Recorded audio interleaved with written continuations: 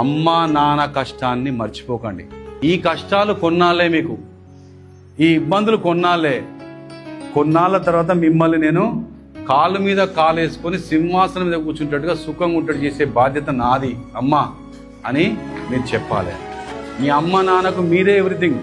మిమ్మల్ని పనికి దోలకుండా, మీకు పని చెప్పకుండా, మిమ్మల్ని తాము పనిలో పోయి మిమ్మల్ని చదువుకోమంటున్నారు. ఎందుకంటే తమలాగా మీరు బతకద్దని, మాకంటే 100 రెట్ల 1000 రెట్ల ఉన్నతంగా ఉండాలని చెప్పేసి కలలు కంటున్నారు మీ అమ్మా నాన్న. ఇప్పుడు పని చేసుకుంటా.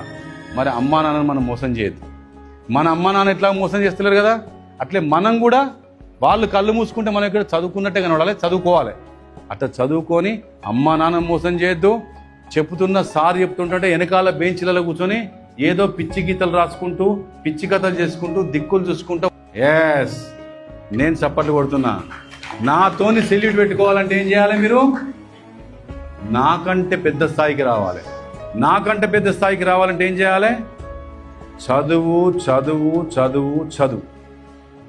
చదువుకు మించిన వేరేది ఏది యొక్క విద్యార్థి దశలో ఉండకూడదు.